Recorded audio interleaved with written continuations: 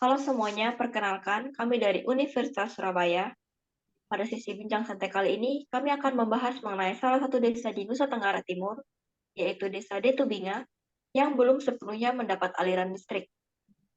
Sebelum kita mulai, perkenalkan nama saya Anastasia Elektra Wijaya dengan NRP 1303-22032, dan saya akan menjadi narator di sesi bincang santai kali ini.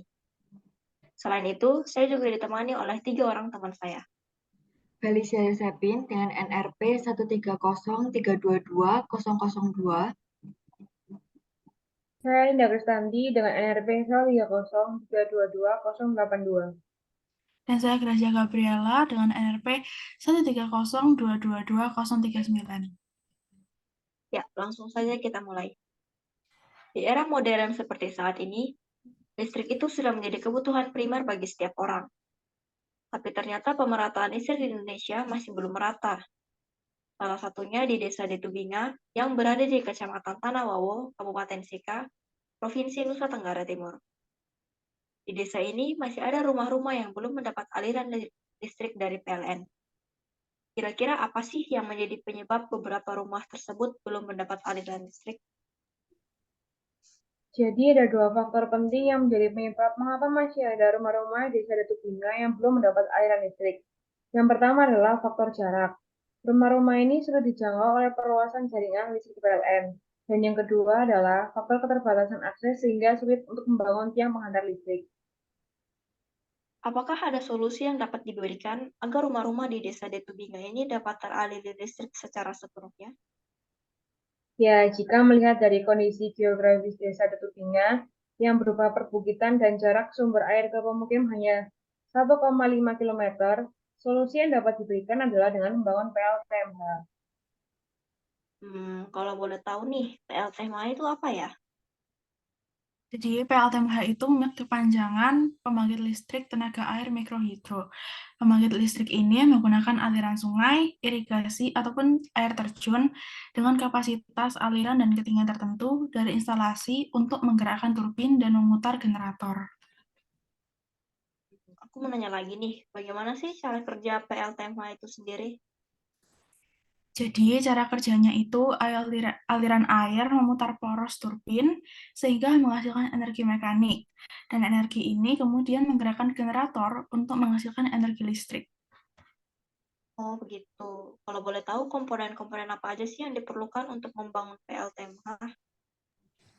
Secara umum, komponen-komponen yang diperlukan untuk membangun PLTMH itu yang pertama ada bendung, kemudian saringan atau sand trap, pipa pesat atau penstock, katup utama atau main value, atau bisa juga disebut sebagai inlet value, dan yang terakhir adalah powerhouse. Nah, PLTMA ini pasti punya kelebihan dan kekurangan nih. Boleh nggak sih dijelasin apa aja kelebihan dan kekurangannya? PLTMH ini kan termasuk pembangkit listrik energi baru terbarukan. Jelas, keunggulannya yang pertama adalah ramah lingkungan karena tidak menggunakan BBM. Yang kedua, pembangkit listrik ini ramah dengan ekosistem sungai karena turbinnya tidak mengganggu transmigrasi ikan. Yang ketiga, pembangunannya cukup mudah dan dapat dipasang di mana saja, asalkan ketinggiannya itu minimal 2,5 meter dengan debit air 250 liter per detik. Yang keempat, teknologinya itu handal dan kokoh sehingga pembangkit listrik ini dapat beroperasi lebih dari 50 tahun. Yang kelima, efisiensinya cukup tinggi yaitu 75% hingga 85% dan biaya pembangkitannya rendah. Untuk kekurangannya sendiri, yang pertama adalah biaya instalasinya ini tidak murah. Yang kedua, besarnya listrik yang dihasilkan itu tergantung pada tinggi jatuh air dan jumlah air. Yang ketiga, performa PLTMH ini biasanya menurun saat musim kemarau karena jumlah air yang berkurang. Dan faktor jarak itu mempengaruhi kualitas listrik yang dihasilkan. Jarak penerima listrik terjauh yang dianjurkan adalah antara 1 hingga 2 km dari PLTMH.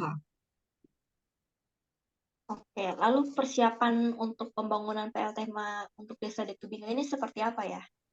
Jadi pertama-tama kita buat dulu bendung untuk membelokkan arah aliran air. Konstruksi bendung ini bertujuan untuk menaikkan dan mengontrol tinggi air dalam sungai secara signifikan sehingga elevasi muka air cukup untuk dialihkan ke dalam intake pembangkit listrik tenaga mikrohidro. Debit andalan dari sungai di Desa Detubinga ini kurang lebih 1,3147 meter kubik per detik dengan tinggi jatuh efektif air 6 meter, mampu menghasilkan potensi daya air sebesar 77,46 kW, daya turbin 69,71 kW, dan daya keluaran generator 66,22 kW. Hasil simulasi menggunakan aplikasi Homer itu menunjukkan bahwa sungai di Desa Detubinga ini memiliki kapasitas daya sebesar 65,9 kW, daya rata-rata 63,4 kW, daya minimum 26,4 kW, dan daya maksimum 74,1 kW. Oke, jadi begitu teman-teman, solusi yang dapat kami berikan untuk Desa Detubinga agar bisa mendapat aliran listrik secara sepenuhnya. Sekian dari kami, terima kasih sudah menonton video bincang santai kami kali ini, dan mohon maaf bila ada salah kata yang tidak berkenan di hati. Kami undur diri.